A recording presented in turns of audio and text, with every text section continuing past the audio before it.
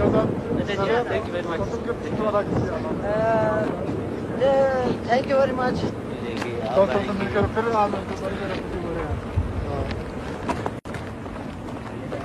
商旅一定要喺落雪季節嚟臨之前離開山嶺，佢哋要行200公里路先至返到去吉爾吉特。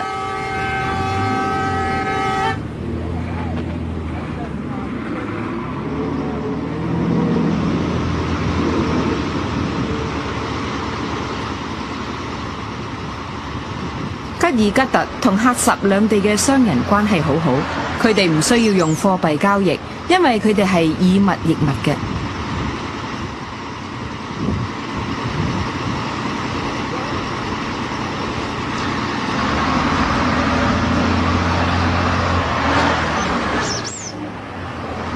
巴基斯坦商人從喀什帶走嘅都係一啲日常用品，好似陶瓷、茶葉、熱水壺，當然仲有大批嘅絲綢。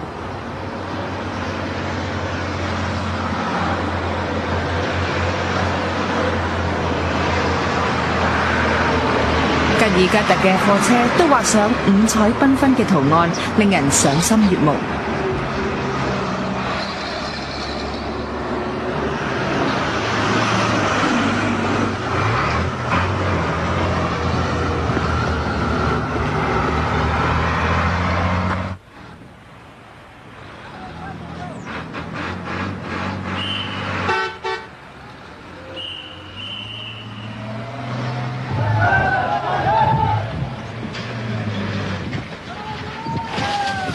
初春，山路上嘅積雪已經開始融化，變得危機四伏，到處都會有可能發生雪崩或者山崩。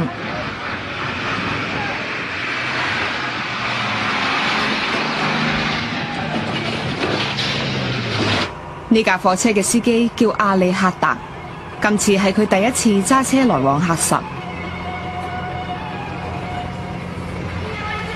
佢等咗呢個機會好耐㗎喇。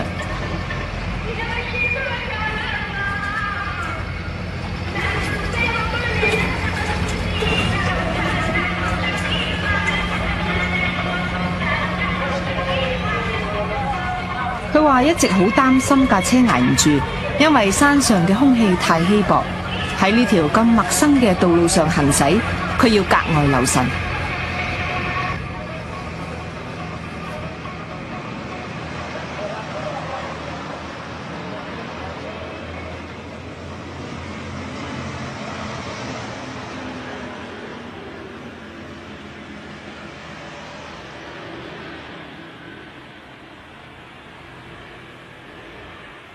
離開山峽大約100公里，河谷變得寬闊，車隊嘅10架貨車都加快速度向吉爾吉特駛去。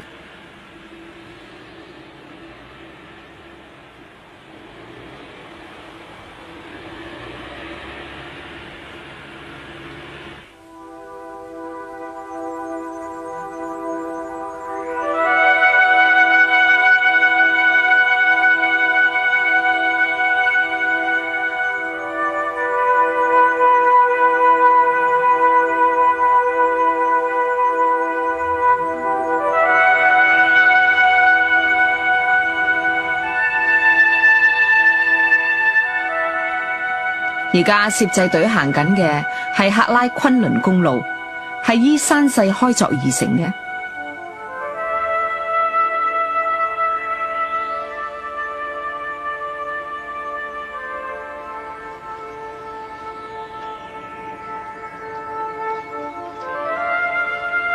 呢段路大約位於海拔3500米，雖然呢一帶山石嶙峋，冰河處處，但係竟然見到有人帶牦牛嚟呢度放牧。呢度地勢咁高，唯一可以用嚟運貨嘅牲畜就只有牦牛。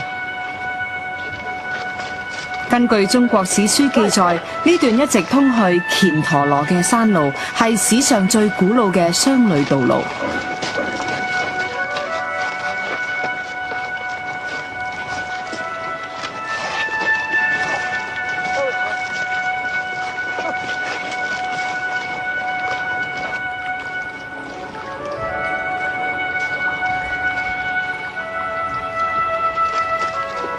前人經呢條路將絲綢從東方運去西方。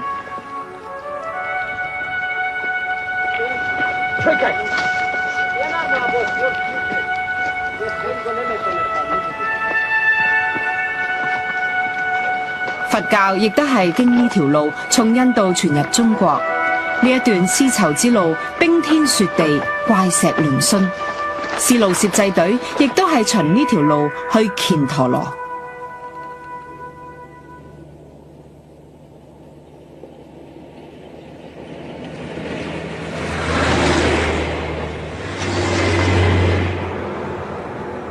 攝製隊已經嚟到海拔2500米嘅地方，隊員都察覺到天氣開始回暖。